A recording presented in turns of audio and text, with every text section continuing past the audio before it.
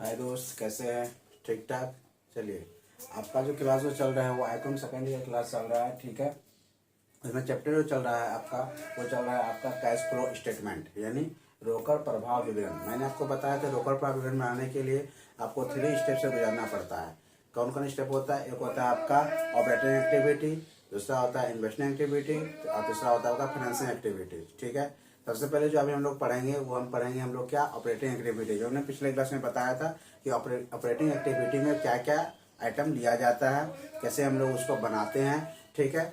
सबसे पहले क्या लेते हैं हम लोग, पीएल लेते हैं। उसके बाद हम लोग क्या आते हैं, सीए और सीएल लेते हैं, ठीक है। उसके बाद हम लोग देखेंगे यहाँ पर कि सीए और सीएल में क्या क्या इफेक्ट पड़ता है। कैश फ्लो बनाने के लिए आपको सबसे पहले क्या करना है, कैश पे इफेक्ट देखना है, कैश आपका आ रहा है या जा रहा है। हम पहले ही बता चुके हैं, जब कैश आएगा तो इनफ्लो और जब कैश जाएगा तो वो आउटफ्लो होता है। तो इस तरह से आपको क्या करना है, आपको कैश फ्लो का चैप्टर है जो हम बता रहे हैं, बहुत स्टेप छोटा करके बता रहे हैं। पहले मैंने इन्वेस्टिंग बताया, तो इन्वेस्टिंग में आपको बताया कि किस तरह से हम लोग बनाते हैं, उसका स्ट्रक्चर बताया। अब मैं उसका कुछ चार, इसका जो गोल्डन रूल होता है, किस तरह से आपका सीए बढ़ता है, सीए घटता है, लायबिलिटी बढ़ता है, लायबिलिटी घटता है, तो वो कैश पे क्या इफेक्ट पड़ता है वो मैं आपको बताऊंगा। आप जितना मैं आपको बता रहा हूँ वो सारा को आपको क्या करना है, फिर से मेरा वीडियो को आप देखिएगा, फिर से उसको रिकॉल कीजिएगा, तो आपको आराम से वो समझ में आ जाएगा कैश फ्लो में क्या क्या आइटम हम लोग लेते हैं और किस तरह से उसको हम लोग एडजस्ट करते हैं। जो आपका पहला चैनल है कॉमर्स किंग, तो उसको आपको लाइक करना है, सब्सक्राइब करना है, ज़्यादा से ज़्यादा उसको आपको शेयर करना है, ठीक है।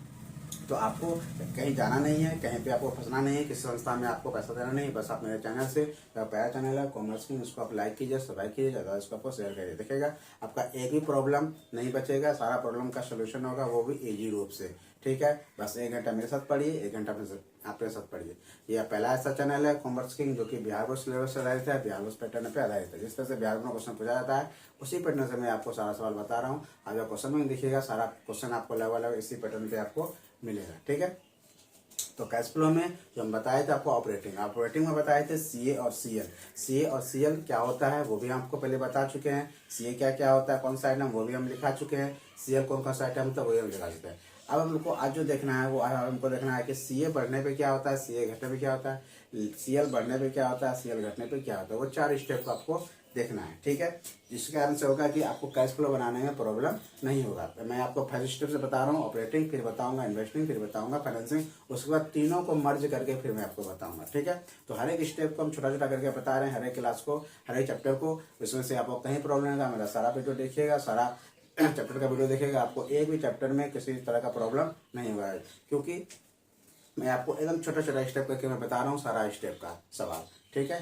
तो अब देखिए इसमें जो सीए जो सीएल लेते हैं कैश फ्लो में, तो सीए आखिर आएगा तो क्या होगा और सीए जाएगा तो क्या होगा, लायबिलिटी आएगा तो क्या होगा, लायबिलिटी जाएगा तो क्या होगा, ठीक है।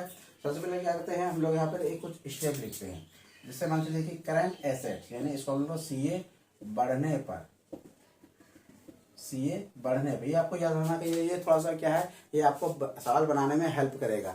जब सीए बढ़ेगा तो यहाँ होगा आउटफ्लो, आउटफ्लो यानी ये आपका माइनस में हो जाएगा। अब कैसे होगा, मान चलिए कि आपके पास 5 मोबाइल था, अब हो गया क्या 7 मोबाइल हो गया, ठीक है।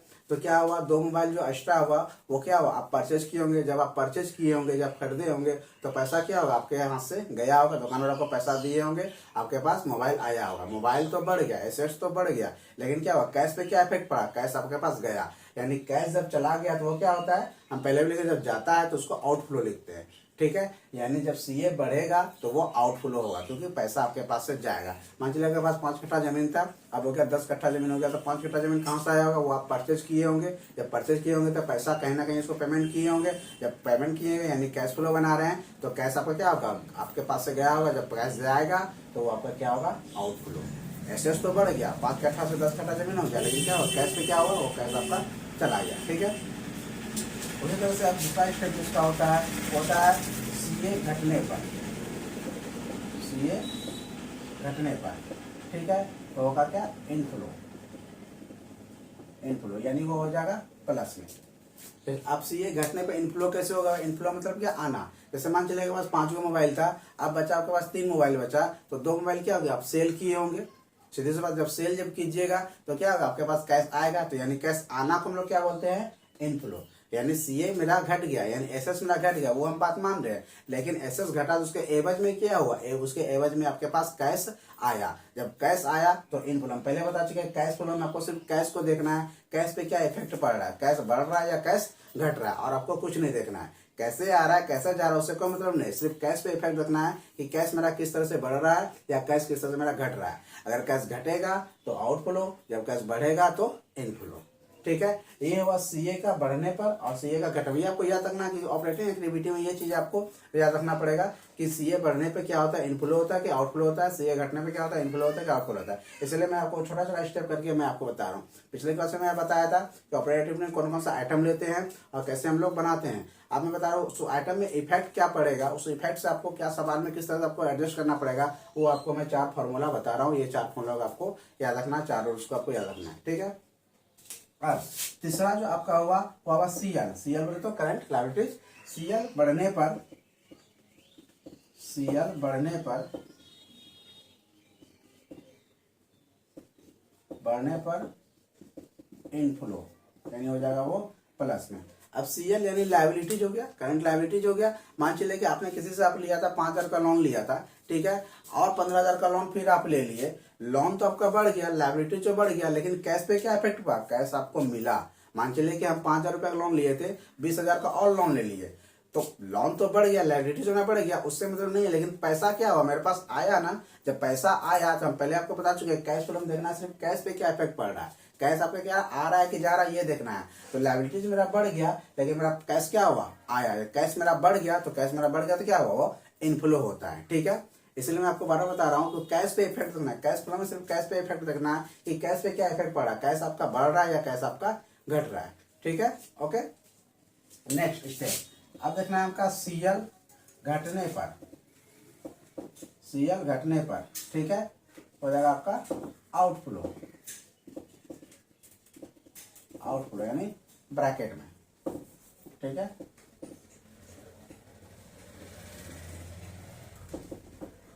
ओके।